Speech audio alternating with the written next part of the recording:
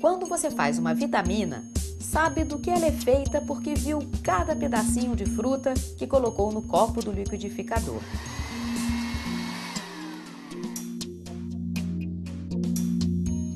Mas será que um pedacinho de fruta é a menor proporção que podemos observar dela? Do que é feito cada pedaço de fruta? Na Grécia Antiga, entre 600 e 450 anos antes de Cristo aproximadamente, os filósofos gregos já se perguntavam do que as coisas eram feitas.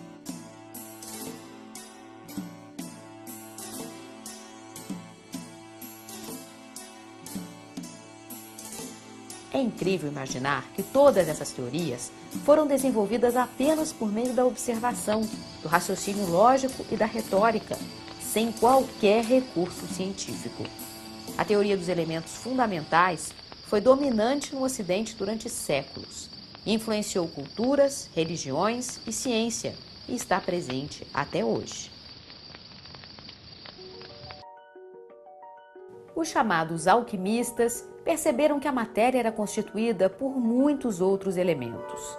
Para eles, cada tipo de matéria continha sua fórmula específica, e esta fórmula, como uma receita, poderia ser repetida para sua criação ou modificada para sua transmutação.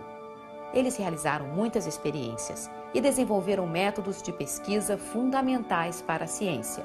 Durante suas buscas, no final da Idade Média, eles foram criando métodos, desenvolvendo utensílios, equipamentos e, sobretudo, provando e difundindo a ideia de que a matéria é composta de uma quantidade diversificada de elementos, além daqueles sugeridos pelos filósofos gregos.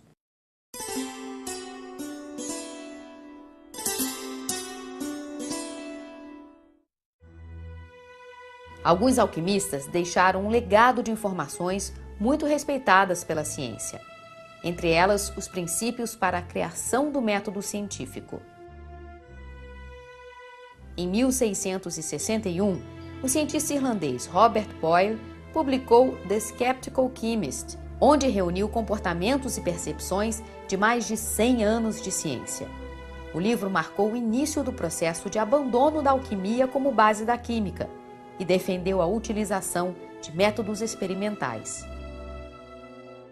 O método científico é o processo através do qual cientistas, coletivamente, ao longo do tempo, se empenham para construir uma cuidadosa representação do mundo. O método científico ganhou muita força na época de Boyle e a descoberta dos elementos químicos como os conhecemos hoje se deram utilizando esse método.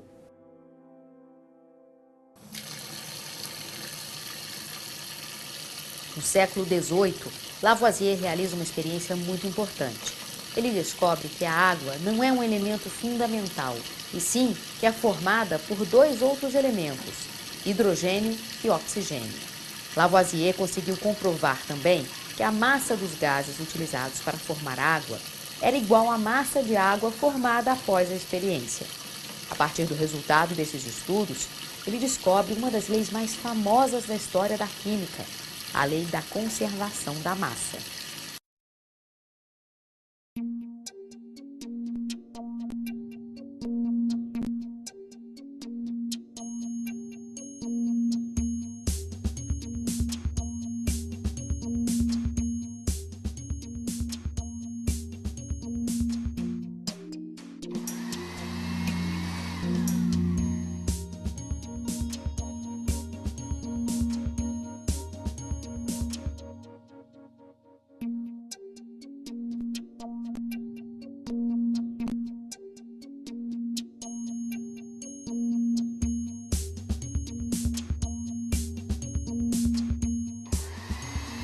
Lavoisier prova que a matéria é composta de algo concreto, que poderia ser medido, e a ciência avança para conhecer mais a respeito da composição da matéria. Os estudos e descobertas de Lavoisier marcam o início da química moderna. Entre 1797 e 1804, o químico francês Proust complementou a lei da conservação da massa com a lei das proporções definidas, que diz o seguinte: Um composto químico sempre contém a mesma proporção de elementos pela massa. Por exemplo, 1 grama de água sempre é composto por 8/9 de grama de oxigênio e 1/9 de grama de hidrogênio. Isso é provado através do experimento da eletrólise, que decompõe a água em seus elementos. Em 1789, Lavoisier publica um documento dizendo que reconhecia pelo menos 33 elementos na natureza, entre eles o oxigênio e o hidrogênio.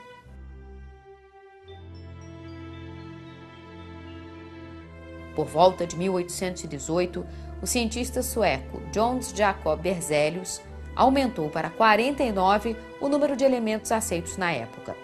Também determinou as massas relativas de 45 desses elementos. Uma das suas maiores contribuições para a química foi a nomenclatura moderna dos elementos, baseada em letras ao invés de símbolos gráficos. Foi Mendeleev quem propôs uma organização dos elementos que iria se transformar na grande referência para o futuro. Foi a primeira tabela periódica composta de 64 elementos. Mendeleev classificou-os em grupos e os organizou pela periodicidade de seus pesos atômicos. Mendeleev conseguiu, inclusive, prever a existência de elementos que estavam faltando em sua tabela e que depois foram realmente descobertos. Hoje temos 94 elementos naturais, organizados e conhecidos em suas particularidades. Hoje definimos elementos químicos como sendo substâncias químicas puras, compostas por átomos que tenham a mesma quantidade de prótons em seu núcleo. São os ingredientes do mundo. Conhecer a gama de elementos químicos naturais nos possibilita conhecer as receitas possíveis que vão constituir a matéria em todas as suas manifestações e transformações. As misturas desses elementos dão sabor ao mundo.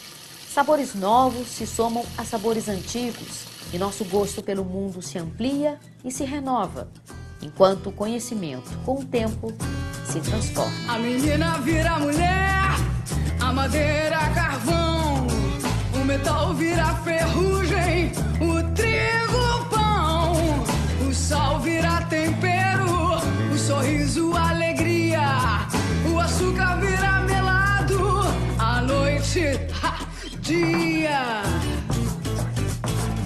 O homem transforma a matéria